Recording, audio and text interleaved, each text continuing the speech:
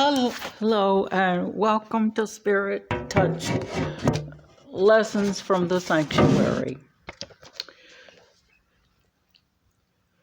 We're going to be talking about the voice of freedom. In this nation, we are allowed to speak freely, Acts 2:29. However, that does not mean we should use that freedom of speech to incite anarchy with incendiary words, or to defame others and this nation. That kind of speech is dangerous and not pleasing to God. Instead, our speech should be like Psalms 19, 1 through 4b. According to Proverbs 17:7, a fool does not know good speech. We should speak blessings, not curses. Habakkuk 3:2 in the KJV. This prophet's name means embrace. He embraced the words God gave him to speak. John 8:42 and 43. Jesus knew he was talking to the children of the devil, and that's why they could not understand him.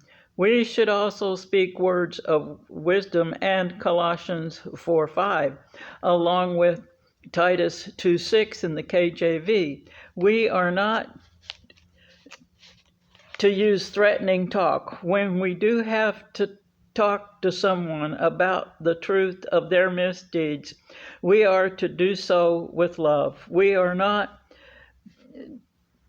to twist the truth to our own advantage. We are not to scoff at the truth. Remember, a half-truth is really a whole lie, no matter how many times you tell it. A lie will back you into a corner you can't get out of, but the truth never will. Yes, the truth has landed people in jail, but it has also gotten them out of that jail. Peter and Paul went to jail for preaching the truth. Check out their stories in the book of Acts and see how they are delivered from jail. Many times one of those were delivered from jail many times. One of those times, God shook the foundation of the jail with an earthquake. Jails are dark places, but God can and does shine his light into them. 1 Corinthians 13:1 tells us Paul's idea of speech. He was right then, and it's still right. In most wedding ceremonies, you will find the words, "If anyone has just cause as to why these two should not be married, speak now or forever hold your peace." However, if you do know a good reason why, the right thing is to speak up. Right now, the people of this nation cannot hold our peace. It's our solemn duty to speak up. We need to reaffirm what this nation really stands for. Not speaking up goes against everything this nation stands for. It betrays our principles. It dishonors us in the eyes of the world and especially our enemies. But most of all, it does not please the God we serve. We talked about that blessing in Numbers 6:24 through 27 in a previous lesson. Let's look at it again. Verse 22 tells us it's how God wanted Aaron to bless the people of Israel. It's also how God blesses this nation that he helped form. Why? Because of verse 24 that says, God blesses us and keeps us under his watchful care. Verse 25 says, he makes his face shine upon us, and that he is glorious unto us. Verse 26 says, he lifts his face upon us, and that's how he gives us his peace. Verse 27, it says, he put his name on Israel. He wrote it on the tablet of their heart when he chose them as his people. We are also his people. Lastly, he says that he will be their God, and that's what blesses them, and it also blesses us when we ask him into our hearts. That's also why we should be gracious as he is gracious. As a Christian nation, God is at the heart of this nation. It's up to us to do everything in our power to keep him there instead of throwing him away. Why? Because his truths are just as relevant and valid as the day they were written. Before they were written, they were handed down from generation to generation by word of mouth. This is why we need to know the truth, because if we don't know it, then we can't speak it. This generation needs the truth now more than ever before in the history of this nation. The words of Numbers 6 are used at the close of many worship services and youth meetings. The youth hold hands while in a circle while reciting it as a sign of unity and solidarity with their church, with each other, and with their God.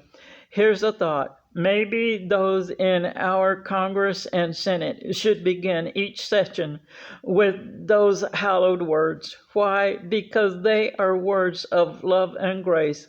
They are words of peace, and those are the words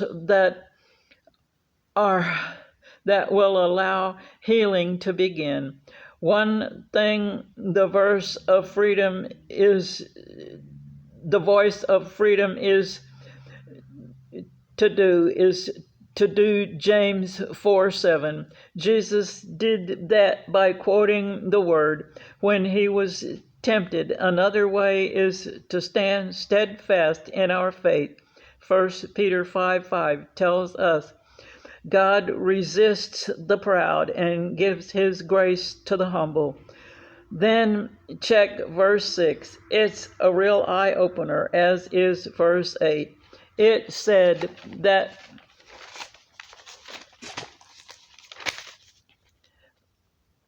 the best offense is a good defense, and the truth is both.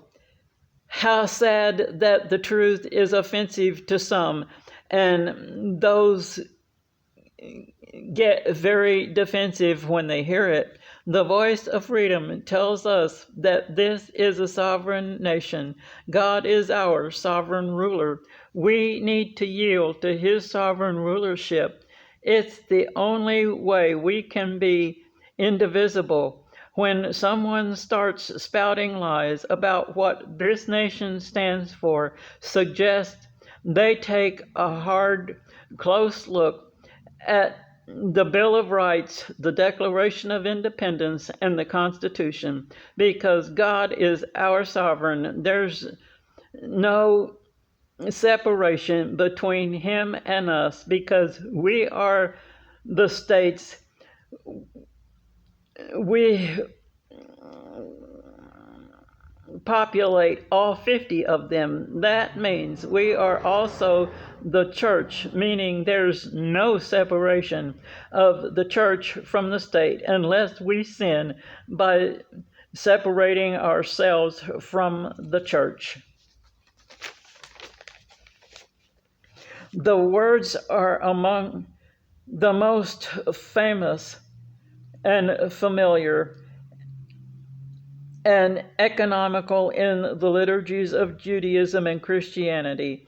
At the close of a worship service, the rabbi, priest, or pastor delivers with only slight variation the comforting and fortifying benediction, which is Numbers 6:24 through 27. May the Lord bless you and keep you. May the Lord cause his face to shine upon you and be gracious unto you. May the Lord lift up his countenance upon you and grant you his peace. An archaeological discovery in 1979 revealed that the priestly benediction, as those verses are called, appeared to be the earliest biblical passage ever found in ancient artifacts.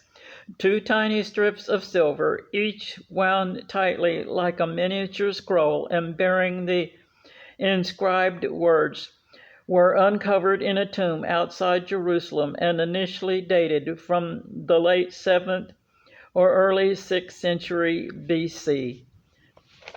And he also writes his name up on our heart, and because of that, he is our God and we are his people. You may send your prayer request to heanswerstwo@gmail.com.